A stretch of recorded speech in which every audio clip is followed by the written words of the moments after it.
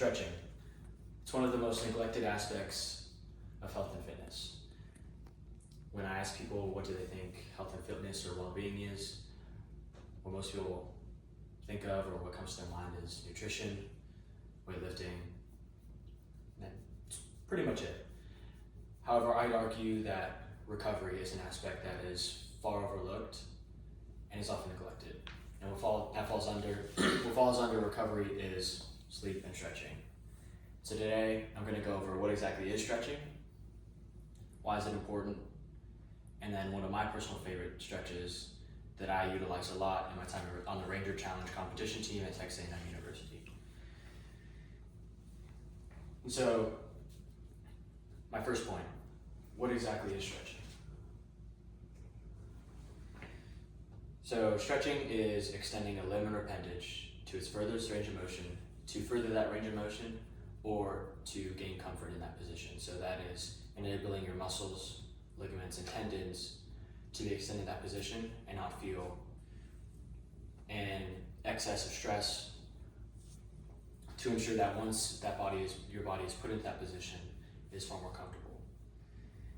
And so in a journal released by Dr. Phil Page in 2012, he talked about static and dynamic stretching. So static stretching is what is demonstrated on the screen, where an individual goes into a position and holds it for an extended period of time.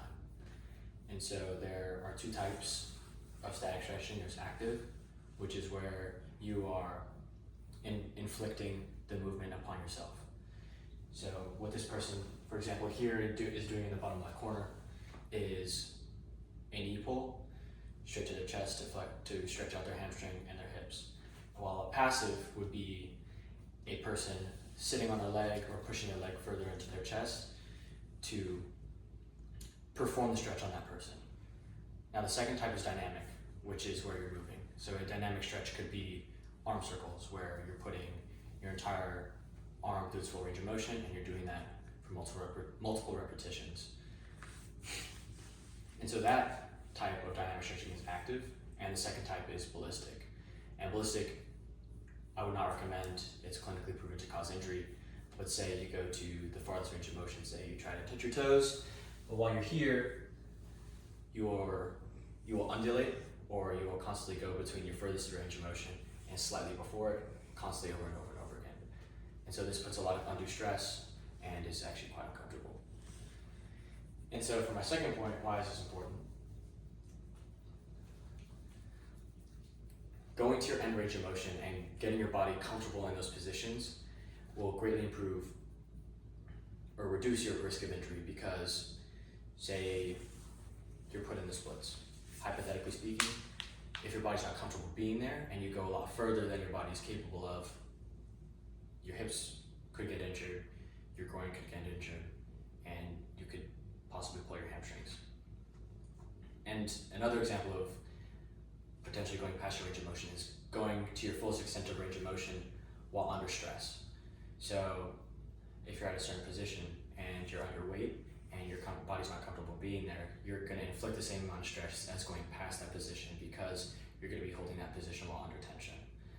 And so the practical application of conducting this in, say, your everyday life, if you go to the gym, I'd recommend doing dynamic stretches before you work out and just after a small bit of cardio is conducted, so that you can warm your body, prepare your tendons, ligaments, joints, and muscles for exercise, and then afterwards, as a recovery or to improve mobility, conduct static stretching.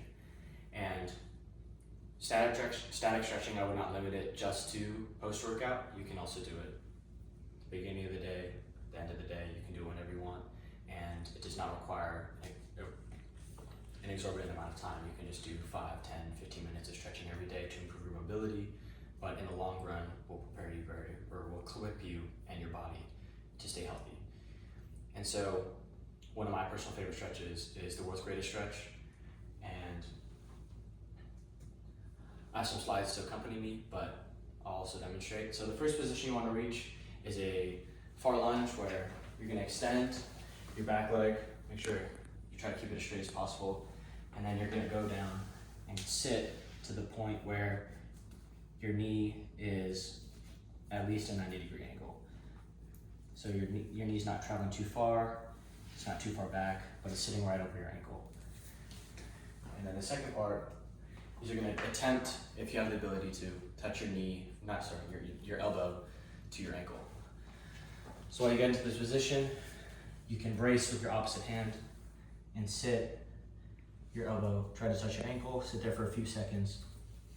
And then the last part of the stretch is you're gonna reach to the sky. So this part really opens up your lumbar spine. So the first aspects are really to open up your hips, quads, hamstrings. So your transition from here, reach to the sky, hold it for a few seconds, and then you will recover back to standing and then switch. So you can conduct this a few times, and then once you feel like your hips, your lumbar, your quads and hamstrings are warmed up, you can move on to your workout or whatever other stretches you want to conduct. And so in conclusion, I just want to rehash, stretching is extending your body to its full range of motion and incrementally going past it to further improve your mobility, to maintain your health and well-being. And so in terms of practical application, if you do constant shoulder stretches every day, but you live a life that is more sedentary, so you work in a cubicle, you may not suffer from things like frozen shoulder because you're constantly using your shoulder in the mornings or afternoons instead of just sitting there on a computer, laptop, or whatever. And then also, lastly, World's Greatest Stretch, you can apply it to your workouts or everyday routine. You don't have to strictly use the World's Greatest Stretch. However, it's just an example of a type of stretch that has different parts to it that you can segment together to have a greater impact on your body instead of just focusing on one joint or ligament. Thank you very much.